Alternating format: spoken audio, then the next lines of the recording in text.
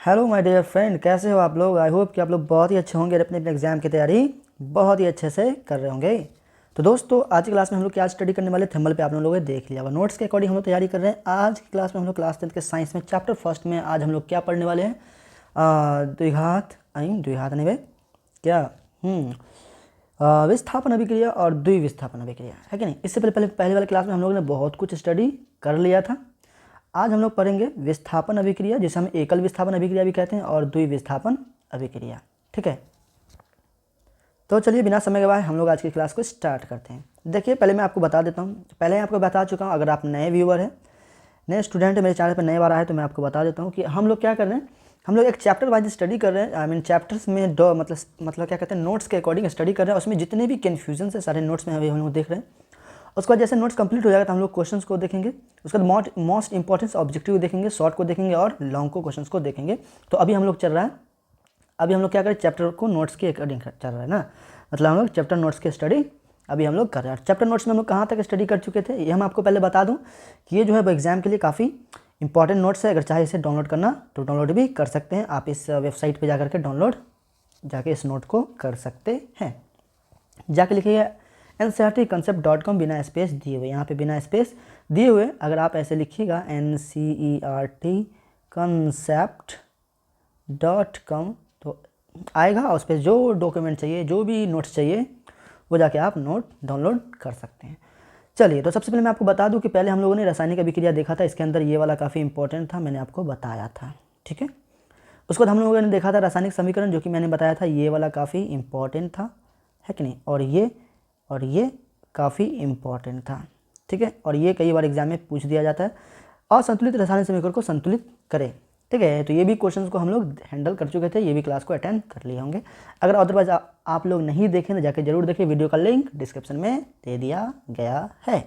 चलिए, तो उसके बाद हम लोग बताते हैं इसके बारे में हम लोग स्टडी किए, जो कि काफ़ी ज़्यादा नॉलेजेबल था। सिर्फ एज अ नॉलेज के लिए मैंने आपको बताया था, सिर्फ एक ज्ञान के लिए। ठीक है, लेकिन मैंने इसको बताया था उष्मा के आधार पर रासायनिक अभिक्रिया, जो कि उष्मा शोषी और उष्मा क्षेपी था, जो कि काफ़ी इंपॉर्टेंट था। बिहार बोर्ड में कई बार इस क्वेश्चंस को पूछा भी गया है। ठीक है, तो इसको तैयारी कर लें। उसके बाद आते हैं इस महाजन को देखते हैं, रासायनिक अभिक्रिया के प्रकार। मैंने आपको बताया था रासायनिक अभिक्रिया में हम लोग 10 तरह के रासायनिक अभिक्रिया को देखेंगे, जिसमें से मैंने बताया था कि संयोजन अभिक्रिया हम लोग देख चुके थे, अपघटन अभिक्रिया देख चुके हैं, और यहाँ पे विद्युत अपघटन या वैद्युत अपघटन अभिक्रिया को देख चुके हैं, जो कि सभी इसमें से जितने भी है सभी इंपॉर्टेंट है, सभी VVI एग्जाम में सभी को एक एक बार पूछा गया है। मतलब ये कह नहीं सकते हैं कि कौन वाला एग्जाम में आएगा, कौन सा क्वेश्चन आने वाला है, ये हम तय नहीं कर सकते हैं। लेकिन मैं आपको बता सकता हूँ कि अगर आप इस 10 की तैयारी कर लेते हैं तो इंशाल्लाह एक ना एक आपको एग्जाम में देखने को मिल जाएगा। आज की स्टडी मेरा होने वाला, टुडे क्लास मेरा ये वाला होगा। ठीक है, क्या होगा, ये एकल विस्थापन अभिक्रिया, अपघटन अभिक्रिया लिखा हुआ है, अपघटन नहीं, एकल विस्थापन अभिक्रिया होगा, इसको माफ़ करिएगा, अपघटन नहीं होगा, एकल विस्थापन अभिक्रिया लिख सकते हैं। एकल विस्थापन, ऐसे माफ़ करिएगा, इसको मिटा देता हूँ, विस्थापन अभिक्रिया। ठीक है, एकल विस्थापन अभिक्रिया और द्विविस्थापन अभिक्रिया आज हम लोग देखेंगे, कितना इंपॉर्टेंट है इसको बारे में समझेंगे। मैंने अभी इसका नोट्स तैयार किया हूँ 5 मार्क में, जो कि एग्जाम में 5 मार्क में ये दोनों पूछे जाते हैं कि एकल विस्थापन अभिक्रिया और द्विविस्थापन अभिक्रिया में क्या अंतर है, ये बताएं, जो कि एग्जाम में पूछे जाते हैं। तो अभी मैं इसका कंप्लीट करके आया 5 मार्क के लिए, आप लोग के एग्जाम के लिए जो पूछे जाते हैं, तो इसको तैयार करके आया हूँ, जो कि मैं क्लास को अटेंड जब करूँगा, जब 5 मार्क के क्वेश्चन को देखूंगा, जो इंपॉर्टेंट होगा एग्जाम के लिए, जो एग्जाम के लिए इंपॉर्टेंट होगा, और जब उस क्लास को अटेंड करूँगा तो मैं आपको बताऊँगा। ठीक है, बहरहाल आज हम लोग जो अभी सिलेबस के अकॉर्डिंग जो स्टडी कर रहे हैं, जो नोट्स के अकॉर्डिंग स्टडी कर रहे हैं, आज हम लोग क्या पढ़ने वाले हैं, एकल विस्थापन अभिक्रिया और द्विविस्थापन अभिक्रिया को देखेंगे। इससे पहले वाले क्लास में अटेंड नहीं किया तो जाके अटेंड जरूर कर दें। चलिए, ज़्यादा कुछ खास नहीं है इसके अंदर, बस थोड़ा सा समझना है, लॉजिक है, माफ़ करिएगा। चलिए, तो आ जाओ भाई, कितना दूर है। चलिए, अब यहाँ आ जाते हैं। सबसे पहले आते हैं हम लोग एकल विस्थापन अभिक्रिया में। ठीक है, क्या आता है, एकल विस्थापन अभिक्रिया, या फिर इसको विस्थापन अभिक्रिया भी आप बोल सकते हैं, या नहीं तो इसको आप सिर्फ ये बोल सकते हैं प्रतिस्थापन अभिक्रिया भी कितने लोग बोल देते हैं। तो प्रतिस्थापन अभिक्रिया या प्रतिक्रिया बात बराबर है, प्रतिस्थापन अभिक्रिया भी इसे बोला जाता है, याद रखना, प्रतिस्थापन अभिक्रिया ये बोल देते हैं। तो याद रखिए, एग्जाम में अगर प्रतिस्थापन पूछे तो आपको लिखना यही है, आंसर देना यही है। ठीक है, चलिए, तो मैंने इसका आंसर लिखा है, देखिए सबसे आसान भाषा में लिखा जाए, कुछ भारी बात नहीं, बहुत आसान है। मैंने लिखा है कि एक एकल विस्थापन अभिक्रिया तब होती है जब एक तत्व किसी यौगिक में दूसरे तत्व को प्रतिस्थापित करता है। मतलब क्या होता है कि एक एलिमेंट क्या करता है, दूसरे यौगिक कंपाउंड में, यौगिक के अंदर जो एलिमेंट होते हैं उसके एलिमेंट को हटा करके उसके जगह को क्या करता है, प्रतिस्थापित कर लेता है, उसके जगह को क्या करता है, हासिल कर लेता है। फॉर एग्जाम्पल मैं आपको बता देता हूँ कि मान लीजिए आप किसी पोस्ट पे नहीं हैं, ठीक है। मान लीजिए आपका 2 दोस्त है, कोई पोस्ट पे है, ठीक है। मान लेते हैं लाइक आप जो है पोस्ट पे नहीं हैं, ठीक है, आपका नौकरी नहीं लगा, लेकिन आपके दोस्त का 2 दोस्त है, दोनों दोस्त का क्या है, नौकरी लगा हुआ है, ठीक है। दोनों दोस्त का क्या है, नौकरी लगा हुआ है, आपके पास नौकरी नहीं है। आप क्या करिएगा, आपके पास पैसा का ज़्यादा पावर है, ठीक है, शक्ति है। आप चाहें तो इन दोनों दोस्त में से किसी एक को हटा सकते हैं जो कम पैसा में, आपके तुलना में कम, जिसके पास पैसा है, मतलब पावरफुल, जिसके पास पावर कम है। तो आप क्या करिएगा कि इसमें से क्या करिएगा, एक को हटाइएगा जिसके पास आपके तुलना में पैसा कम है, ठीक है। जिसके पास कम पैसा है आपकी तुलना में, तो उसको हटाइएगा। तो जैसे आप हटाइएगा तो इसके जगह को क्या करिएगा, आप ग्रहण कर लीजिएगा। तो इसके जगह पे आप आ जाइएगा और ये दोस्त जो का त्यों रह जाएगा, ठीक है। ये दोस्त जो का त्यों रहेगा। आप इसको जो हटाए हैं तो वो बाहर में बेचारा बाहर आ जाएगा, ठीक है, क्योंकि आप इसको हटा चुके हैं। तो बस यही रिएक्शन होता है विस्थापन अभिक्रिया। मतलब आपने क्या किया कि आप ज़्यादा पावरफुल थे तो कम पावरफुल वाले बंदे को क्या किया, हटा करके उसके स्थान को ग्रहण कर लिया। यही है एकल विस्थापन अभिक्रिया। बात समझ में आई? चलिए, तो अब यहाँ पे बात समझते, सीधा यहाँ देखिए और रिएक्शन के अकॉर्डिंग समझाते हैं, इसके जनरल फार्मूला के अकॉर्डिंग आपको समझाते हैं, ठीक है। जनरल फार्मूला में देखिए क्या क्या लिखा है, ये समझते हैं। मैंने लिखा है उदाहरण में, उसको कह सकते हैं एकल विस्थापन अभिक्रिया कहलाता है, बस इतना कह सकते हैं। एग्जाम में अगर ऐसे लिखते हैं तो 1 नंबर भी आपको नहीं काटा जाएगा, ठीक है। मैंने लिखा है कि A + BC, A एक एलिमेंट है और BC मेरा एक यौगिक है। अब A क्या करेगा, A जो है वो अधिक ज़्यादा पावरफुल है, A जो है वो क्या है, ज़्यादा पावरफुल है B की तुलना में।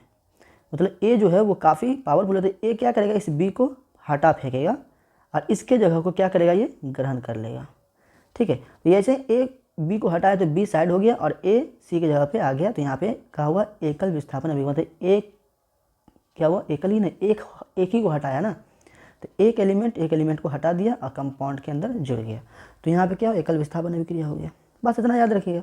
तो एकल विस्थापन अभिक्रिया क्या होता है, एक तत्व किसी यौगिक में तत्व मौजूद को हटा करके उसके स्थान को ग्रहण कर लेता है, क्या कहलाता है, एकल विस्थापन अभिक्रिया कहलाता है। इस तरह आप एग्जाम में लिख सकते हैं।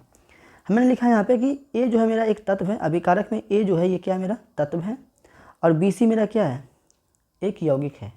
उसके बाद यहाँ पे उत्पाद में बोला जाए तो B मेरा क्या है, एक तत्व बन गया और AC मेरा क्या हो गया, एक कंपाउंड हो गया। इस तरह से आप बोल सकते हैं, ठीक है। चलिए, अब आ गया था इसके रिएक्शन को समझते हैं। ये तो मेरा था एक एज अ जनरल फार्मूला के अकॉर्डिंग मैं आपको समझाया। एग्जाम में आप ये भी नहीं लिखिएगा तो चलेगा, ये वाला अगर पॉइंट अब नहीं लिखते हैं तो कोई बात नहीं, लेकिन लिख देते तो बढ़िया है। उसके साथ एक रिएक्शन भी देना पड़ेगा, उदाहरण के तौर पे देना ही पड़ेगा। तो मैं एक उदाहरण के तौर पे यहाँ समझते हैं। मैंने बोला है कि किसी कम क्रियाशील धातु का अधिक क्रियाशील धातु द्वारा विस्थापन। मतलब अगर कोई कम क्रियाशील धातु है तो अधिक क्रियाशील धातु क्या करेगा, उसको रिमूव कर देगा, हटा देगा। तो देखते हैं कैसा रिएक्शन होता है। चलिए, तो मैंने लिखा है कि कॉपर सल्फेट द्वारा लोहे में विस्थापन, लोहे का विस्थापन। मतलब अगर आप एग्जाम में पूछा जाए तो आप एग्जाम में जवाब दीजिएगा। अगर क्वेश्चंस कर दिया जाए एग्जाम में तो कैसे जब क्वेश्चन करेगा, क्वेश्चन करेगा कि क्या होता है जब लोहे को कॉपर सल्फेट के साथ अभिक्रिया कराया जाता है, तो क्या होता है ये बताइए, ठीक है। ये भी क्वेश्चन हो सकता है, तो याद रखिएगा। तो मैंने बस इतना लंबा क्वेश्चन न लिखे, इसलिए बहुत छोटा ही आंसर दे दिया हूँ, ज़्यादा लंबा चौड़ा क्वेश्चन न दिया हूँ। बस ये बोल दिया हूँ कॉपर सल्फेट द्वारा लोहे का विस्थापन, ठीक है। चलिए देखिए मैंने क्या लिखा है, आपको ये लिखना बहुत ज़रूरी है एग्जाम में, तभी आपको एग्जाम में जो कॉपी चेक करेंगे वो समझेंगे कि हाँ बच्चा लिखा है क्या। मैंने लिखा है कि जब लोहे को कॉपर सल्फेट के साथ अभिक्रिया कराया जाता है तब लोहा कॉपर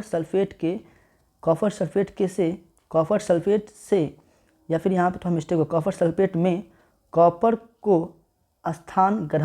का स्थान ग्रहण कर आयरन सल्फेट बनाता है, क्योंकि लोहा कॉपर से अधिक क्रियाशील धातु है। मतलब लोहा जो है वो कॉपर की तुलना में अधिक क्रियाशील धातु है, इसलिए ये लोहा जो है वो कॉपर को हटा देता है।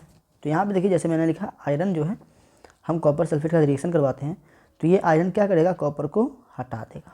क्या करेगा, कॉपर को हटा। कुछ ज़्यादा गिदरिंग हो गया, मिटा के समझाते हैं, ठीक है। देखिए हम पहले बता दिए आयरन जो है वो कॉपर की तुलना में ज़्यादा क्रियाशील धातु है, मतलब ज़्यादा पावरफुल है। तो ये क्या करेगा, इससे ज़्यादा ताकतवर है, तो ये कॉपर को वो साइड कर देगा, कॉपर को क्या करेगा, साइड कर देगा, और इसके स्थान को ये क्या करेगा, ग्रहण कर लेगा। तो ये क्या होगा, एकल विस्थापन हुआ ना, एक ही को हटा करके उसका स्थान को ग्रहण कर लिया, ये क्या हुआ, एकल विस्थापन अभिक्रिया हुआ। तो क्या होता है, जब हम लोहे को कॉपर सल्फेट के साथ अभिक्रिया कराते हैं तो लोहा कॉपर को हटाकर उसका स्थान ग्रहण करके क्या बनाता है, आयरन सल्फेट बना लेता है। ये चीज़ याद रखिएगा। तो क्या बनता है, आयरन सल्फेट बनाता है। क्यों हटाया, क्योंकि आयरन जो है वो लोहे से कॉपर से ज़्यादा क्रियाशील है, ठीक है, ज़्यादा पावरफुल है, इसलिए वो कॉपर को हटा पाया है। ठीक है, ये क्या था, कम क्रियाशील धातु अधिक क्रियाशील धातु द्वारा विस्थापन। तो यहाँ पे कम क्रियाशील धातु कौन हुआ, ये हुआ, और अधिक क्रियाशील कौन हो गया, ये आयरन। कॉपर मेरा कम क्रियाशील हुआ, आयरन मेरा क्या हुआ, अधिक क्रियाशील हो गया। तो वो क्या किया, उसको डिस्प्लेस कर दिया, हटा दिया, क्योंकि हम पहले बता दिए कम क्रियाशील धातु को क्या करेगा, अधिक क्रियाशील धातु हटा देगा। तो यहाँ पे हटा दिया। अब यहाँ पे Fe क्या मेरा आयरन है। अगर आपको ये नाम याद नहीं होता है तो ये नाम याद करने की कोशिश कीजिए, इसलिए मैं आपको सेप्शन में यहाँ पे लिख ही देता हूँ जहाँ में कि Fe मेरा आयरन है, CuSO4 मेरा कॉपर सल्फेट है, FeSO4 जो बना वो मेरा आयरन सल्फेट या फिर फेरस सल्फेट भी बोल सकते हैं, और यहाँ पे Cu क्या मेरा कॉपर है। ठीक है, तो ये था मेरा कम क्रियाशील धातु का अधिक क्रियाशील धातु द्वारा विस्थापन। अब आते हैं कम क्रियाशील अधातु का उसके यौगिक से विस्थापन। चलिए देखते हैं। लिखा है मैंने कि सोडियम बाई कता की ब्रोमाइड, अगर सोडियम ब्रोमाइड द्वारा क्लोरीन का विस्थापन, मतलब अगर सोडियम ब्रोमाइड को आपके एग्जाम में पूछा जाएगा क्या होता है जब सोडियम ब्रोमाइड को क्लोरीन के साथ अभिक्रिया कराया जाता है तब। तो देखिए मैंने लिखा है कि जब सोडियम ब्रोमाइड के विलयन में क्लोरीन गैस प्रभावित कराया जाता है, मतलब क्लोरीन गैस को डाला जाता है, तब सोडियम क्लोराइड और ब्रोमीन बनाते हैं। क्या बनते हैं, सोडियम क्लोराइड बनता है और क्या बनता है, ब्रोमीन बनाते हैं। विलयन में ब्रोमीन उत्पन्न हो जाने के कारण विलयन का रंग क्या हो जाता है, भूरा हो जाता है। तो आप यहाँ तक याद रखिए। ठीक है, क्या होता है जब हम क्या करते हैं, सोडियम ब्रोमाइड को क्लोरीन के साथ अभिक्रिया करवाते हैं तो ये क्लोरीन क्या करता है, ये ब्रोमीन को क्या करता है, वो हटा देता है। क्लोरीन को क्या करता है, ये खुद इसको ये साइड कर देता है, उसके जगह पे ये क्लोरीन आ जाता है। ठीक है, तो विस्थापन हो गया। तो यहाँ पे विस्थापन के साथ यहाँ पे क्या बनाता है, एक नया कंपाउंड बनता है जिसको नाम है सोडियम क्लोराइड, और ये साइड में ब्रोमीन अलग हो जाता है। तो ये था मेरा कम क्रियाशील अधातु का उसके यौगिक में से विस्थापन। तो यहाँ पे यौगिक था और कम क्रियाशील धातु के साथ रिएक्शन करवाया तो उसको ब्रोमीन को हटाया और उसका स्थान को ग्रहण कर लिया। ये भी एक क्या है, एकल विस्थापन अभिक्रिया है, क्योंकि यहाँ पे एक कंपाउंड जो है, एक यौगिक जो है वो कंपाउंड में से एक एलिमेंट को बाहर फेंका है। ठीक है, तो इसको इस तरह बता सकते हैं। अगर आप चाहें तो नोट करना तो नोट कर सकते हैं, ये काफ़ी आसान है। हाँ, आप कंफ्यूज होते होंगे कि भाई एग्जाम में लिखना कितना है। देखिए आपको टेंशन नहीं है, आप सिर्फ एग्जाम में ये वाला डिफिनेशन लिखिए। ठीक है, डिफिनेशन लिखने के बाद आप ये वाला रिएक्शन कर दीजिए, बस हो गया। बस ये वाला रिएक्शन दर्शा दीजिए, ज़्यादा नहीं लिखना। ठीक है यार, ज़्यादा एग्जाम में हम आपको एज अ नॉलेज के लिए ये सब चीज़ बता रहे हैं। ठीक है, ज़्यादा मतलब डीपली भी लिखना नहीं है, आपको ये वाला पूरा लिख के आ जाना है एग्जाम में, कोई दिक्कत नहीं है। ठीक है, ये लिख देना है और ये डिफिनेशन आपको लिख देना है, और जैसे में ये वाला रिएक्शन लिख देना है, हो गया काम। ठीक है, लेकिन मैं ये आपको बस एज अ नॉलेज के लिए पढ़ा रहा हूँ। ठीक है, कम क्रियाशील धातु को अधिक क्रियाशील धातु में क्या होता है। अब आगे आते हैं, क्रियाशील धातुओं द्वारा अम्ल से हाइड्रोजन का विस्थापन। मतलब अगर क्रियाशील धातुओं द्वारा अगर अम्ल के साथ रिएक्शन करवाते हैं तो उसमें क्या होता है, हाइड्रोजन गैस का विस्थापन हो जाता है। देखिए कैसे, जैसे मैंने लिखा है सल्फ्यूरिक अम्ल द्वारा जिंक का विस्थापन। लेकिन मतलब ये हुआ कि क्या होता है जब सल्फ्यूरिक अम्ल को जिंक के साथ अभिक्रिया कराया जाता है तब। तो मैंने लिखा है कि जब सल्फ्यूरिक अम्ल H2SO4 को तनु को विलयन में जिंक का एक टुकड़ा डालते हैं तब हाइड्रोजन गैस निकलती है तथा विलयन में जिंक सल्फेट शेष रह जाता है। कहने का सिंपल सा फंडा है कि जब हम जिंक को क्या सल्फ्यूरिक अम्ल के साथ अभिक्रिया कराते हैं तो उसमें से हाइड्रोजन गैस को हटाकर जिंक उसके स्थान को ग्रहण कर लेता है और जिंक सल्फेट बनाता है, हाइड्रोजन गैस बाहर निकल जाता है। ठीक है, तो यहाँ पे बस सिंपल सा है। तो यहाँ पे क्या हुआ, इसका मतलब ये हुआ कि जिंक जो था वो हाइड्रोजन की तुलना में अधिक क्रियाशील है, इसलिए क्या किया, इसको हटा पाया और उसके जगह को क्या किया, वो ग्रहण कर लिया। तो ये भी तो विस्थापन हो गया ना। तो यहाँ पे एकल विस्थापन, आप कहोगे भाई यहाँ पे क्या विस्थापन मतलब क्या, एकल विस्थापन हो रहा है। क्यों, क्योंकि यहाँ पे एक ही एलिमेंट के साथ रिएक्शन हो रहा है, मतलब एक ही एलिमेंट को हटाया जा रहा है, मतलब एक एलिमेंट दूसरे एलिमेंट को क्या कर रहा है, हटा रहा है। यहाँ पे एक ही एलिमेंट हट रहा है। लेकिन अब द्विविस्थापन में क्या होगा कि इसमें दो एलिमेंट साथ साथ रिप्लेसमेंट होंगे, मतलब अदला बदली होगा। तो ये था मेरा एकल विस्थापन अभिक्रिया। अब हम समझते हैं द्विविस्थापन अभिक्रिया को। आप चाहे तो इसे नोट कर सकते हैं, ठीक है। द्विविस्थापन अभिक्रिया को समझते हैं। आइए, द्विविस्थापन अभिक्रिया या फिर द्विप्रतिस्थापन अभिक्रिया भी बोल सकते हैं, ठीक है। चलिए इसको डिफिनेशन को समझते हैं। हमने लिखा है कि द्विविस्थापन अभिक्रिया में दो यौगिक अपने आयनों का आदान अदला बदली या फिर आदान प्रदान भी बोल सकते हैं, ठीक है। मतलब ये हुआ कि द्विविस्थापन अभिक्रिया में दो यौगिक, मतलब इसके अंदर कितने यौगिक होंगे, दो यौगिक। देखो मैंने पहले बता दिया कि एलिमेंट होगा, मतलब जो एलिमेंट मतलब जो एक ही अणु से मिलकर बने होते हैं उसे हम क्या बोलते हैं, एक एलिमेंट बोलते हैं। और जो एक से अधिक अणुओं से मिलकर बने होते हैं उसे हम कंपाउंड बोलते हैं। मतलब एक से ज़्यादा एलिमेंट जिसके अंदर होंगे वो क्या कहलाएंगे, कंपाउंड कहलाएंगे। जैसे ये मेरा क्या है, कंपाउंड है। क्यों, इसके अंदर तीन एलिमेंट है, एक ऑक्सीजन है, एक सल्फर है और एक क्या हाइड्रोजन है। तो ये क्या हुआ, ये कंपाउंड होगा, यौगिक हुआ, यौगिक। और इसमें जो जिंक सिर्फ एक ही वो एलिमेंट है, मतलब एक ही अणु से, मतलब एक ही एलिमेंट है, एक ही तत्व है। इसका मतलब ये क्या हुआ, एलिमेंट कहलाएगा। और जिसके अंदर एक से ज़्यादा तत्व होंगे वो मेरा यौगिक कहलाते हैं। यह चलो देखिएगा, ठीक है। चलो तो मतलब ये हुआ कि जब द्विविस्थापन अभिक्रिया में दो यौगिक अपने आयनों का आदान प्रदान या फिर अदला बदली कर के दो नए यौगिक बनाते हैं। मतलब दो यौगिक के साथ अगर रिएक्शन करेगा तो दोनों अपने आयनों में क्या करेगा, आदान प्रदान करेगा, अदला बदली करके एक नया यौगिक फिर से दो नया यौगिक का बनाएगा। ये द्विघात विस्थापन अभिक्रिया कहलाती है। ऐसी अभिक्रिया क्या कहलाती है, द्विविस्थापन अभिक्रिया कहलाती है। जैसे उदाहरण के सूत्र के हिसाब से देखिएगा, मान लेते हैं एक कंपाउंड मेरा XY है और एक कंपाउंड मतलब एक यौगिक मेरा XY है और एक यौगिक मेरा क्या है, A और B है, ठीक है, AB है। तो ये मेरा यौगिक है, ये भी मेरा क्या है, ये एक यौगिक है और ये भी एक यौगिक है, दोनों यौगिक है। अब जब दोनों यौगिक को हम अभिक्रिया करवाएंगे तो क्या होगा, मैंने क्या बोला, अपने आयनों का, ये क्या करेगा, अपने आयनों का अदला बदली करके, आदान प्रदान करके दो नए यौगिक बनाएगा। तो चलिए, तो यहाँ पे ये वाला एलिमेंट जो होगा वो इसको डिस्प्लेसमेंट करेगा, क्या करेगा, इसको ये मूव करेगा, ठीक है, और इसके स्थान को वो क्या करेगा, ग्रहण करेगा।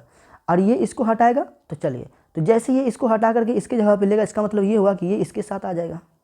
समझ में आया, मतलब ये इसके साथ आ जाएगा और ये इसके साथ आ जाएगा। तो ये इसको डिस्प्लेस करेगा, इसको डिस्प्लेसमेंट करेगा। देखिए कैसे, जैसे ये x क्या किया, a को हटाया तो x उसके जगह पे आ गया, a की जगह पे, अब b जैसा तैसा रह गया। अब जैसे ये इसके जगह पे हटाया तो ये तो अकेला है, तो ये इसके जगह पे, तो ये इसके जगह पे आ जाएगा, ये इसके जगह पे क्या करेगा, मूव करेगा।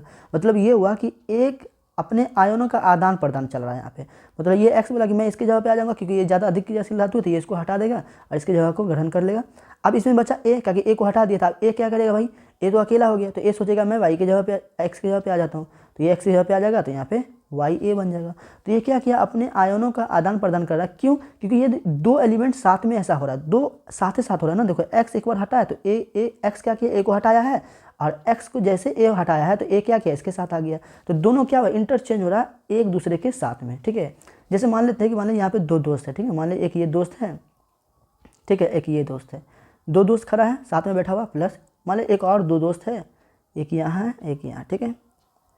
अब क्या करेगा, ये बोलेगा भाई तू उसके साथ चला जा, ये बोलेगा ये भाई तू इसके साथ आ जा, ठीक है। तो ये क्या होगा, आदान प्रदान हो गया, दोनों तो ये इसके साथ आ जाएगा और ये इसके साथ चला जाएगा। तो दोनों में क्या हुआ, दोस्त में अदला बदली हुआ, तो आयनों में आदान प्रदान हो रहा है। मतलब जैसे दो दोस्त में आदान प्रदान हो रहा है, वैसे यहाँ पे भी क्या हुआ, एलिमेंट में आयनों में आदान प्रदान होता है और वो उसकी जगह को स्थान कर, ये इसके जगह पे ले लेता है, ये इसको जगह के दे देता है। मतलब दोनों में क्या हो रहा है, अदला बदली होता है। यहाँ पे गौर से आप देख सकते हैं यहाँ पे कैसा हो रहा है बात, ठीक है। यहाँ पे x और a पे क्या होता है, पॉजिटिव आयन होता है। मतलब इस पे x पे और a पे क्या है, पॉजिटिव आयन होता है, और y और b पे क्या होता है, निगेटिव आयन होता है। y और b पे क्या होता है, निगेटिव आयन होता है, जिसके कारण क्या होता है, पॉजिटिव निगेटिव के साथ जाता है और निगेटिव पॉजिटिव के साथ चला जाता है, ठीक है। चलिए उसके कुछ रिएक्शन को देख करके समझते हैं। मैंने लिखा है कि सिल्वर नाइट्रेट और सोडियम क्लोराइड के विलयन के बीच में द्विविस्थापन अभिक्रिया। मतलब क्या होता है जब हम सिल्वर नाइट्रेट को सोडियम क्लोराइड के साथ अभिक्रिया कराते हैं। तो देखिए, सिल्वर नाइट्रेट के विलयन में सोडियम क्लोराइड का विलयन डालने पर सिल्वर क्लोराइड तथा सोडियम नाइट्रेट बनते हैं। सिल्वर क्लोराइड सफ़ेद अवक्षेप के रूप में प्राप्त होता है। मतलब ये हुआ कि जब हम सोडियम क्लोराइड को सिल्वर नाइट्रेट के साथ अभिक्रिया करवाते हैं तो ये क्या करता है पता है, ये जो है सोडियम, ये जो सिल्वर है ये क्या करता है, सोडियम क्या करता है, इस सिल्वर को हटा करके उसके स्थान को ग्रहण कर लेता है। तो यहाँ पे क्या बनाता है, ये सोडियम नाइट्रेट बनाता है। अब बचा ये दोनों, तो ये दोनों क्या करता है, जब ये दोनों बच जाता है, ये हटा देता है तो भाई ये इसके साथ आ जाता है, इसके स्थान को ग्रहण कर लेता है। तो यहाँ पे क्या बनता है, AgCl जिसे हम कहते हैं क्या कहते हैं सिल्वर क्लोराइड बनाता है। ये जो अपक्षेप के रूप में बनता है, एक फेन के रूप में बनता है, अपक्षेप के रूप में। मैंने अपक्षेपण अभिक्रिया में आपको बताया होगा, ठीक है। तो यहाँ पे क्या हो रहा है, आयनों का आदान, एक कंपाउंड में 2 यौगिक में आयनों का आदान प्रदान हो रहा है, तो ये अभिक्रिया क्या कहलाएगा, द्विविस्थापन अभिक्रिया कहलाएगा, ठीक है। तो अब यहाँ पे अगर आपको लिखना है तो आपको ये पूरा रिएक्शन लिख करके, अगर एग्जाम में अगर पूछा जाए तो आप सिर्फ ये क्वेश्चन के साथ ये आंसर लिखिएगा और जैसे में करके क्या लिख करके, जैसे में लिख करके आप इसको उतार दीजिएगा, ठीक है। हो गया, आपका आंसर हो गया। इससे ज़्यादा कुछ लिखना नहीं, लेकिन हम आपके एज अ नॉलेज के लिए आगे बता रहा हूँ, ठीक है। अब दूसरा रिएक्शन देखते हैं, बेरियम क्लोराइड और सोडियम सल्फेट के साथ द्विविस्थापन अभिक्रिया। क्या होता है जब बेरियम क्लोराइड को सोडियम सल्फेट के साथ अभिक्रिया कराया जाता है। तो मैंने लिखा है कि जब बेरियम क्लोराइड को विलयन के सोडियम सल्फेट के साथ विलयन में डाला जाता है, तब बेरियम सल्फेट और क्या बनता है, सफ़ेद अपक्षेप के रूप में बनता है और सोडियम क्लोराइड बनाते हैं। सोडियम क्लोराइड के विलयन में ही कहता है कि विलयन ही रह जाता है। जैसे कि मान लीजिए बेरियम, कहता है कि बेरियम क्या है, क्लोराइड है और सोडियम सल्फेट है। अब इसको साथ हम क्या करेंगे, रिएक्शन करवाते हैं। तो भैया क्या करेगा ये, अब यहाँ पे देखो जो ज़्यादा पावरफुल है वो उसको क्या करेगा, मूव कर देगा। तो मतलब ये हुआ कि ये बेरियम सल्फेट क्या करेगा, सोडियम को हटाएगा, इसके जगह ग्रहण करेगा। तो ये इसके जगह के ग्रहण करके क्या होगा, बेरियम सल्फेट बना और बचा ये वाला। तो ये क्या करेगा भाई, चलो ये बचा, ये तो हटा दिया, तब ये क्या करेगा, इसके जगह पे आ जाएगा, तो ये सोडियम क्लोराइड बना देगा, ठीक है। तो ये मेरा एक अपक्षेप के रूप में बनता है, या सोडियम क्लोराइड उसके अंदर पृथक हो जाता है, जम जाता, बढ़ जाता है, ठीक है। सोडियम क्लोराइड बेरियम में ही रह जाता है, ये चीज़ आप याद रखिए। तो ये था रिएक्शन जो कि मेरा एग्ज़ाम के लिए काफ़ी इंपॉर्टेंट था। कई बार एग्ज़ाम में ये चीज़ को पूछा जा चुका है, तो आप इसको इस तरह लिख के आंसर दे सकते हैं। काफ़ी आसान है, कुछ भारी नहीं है, बस थोड़ा सा 2-3 बार रिपीट करना है, पढ़ना है और उसको प्रैक्टिस करना है, आपके दिमाग में ये चीज़ बैठ जाएगा, ठीक है। तो आई होप कि आपको ये चीज़ समझ में आ गई होगी। अगर समझ में आ गया तो कमेंट में लिखो यस, नहीं समझ में आया तो लिखो नो।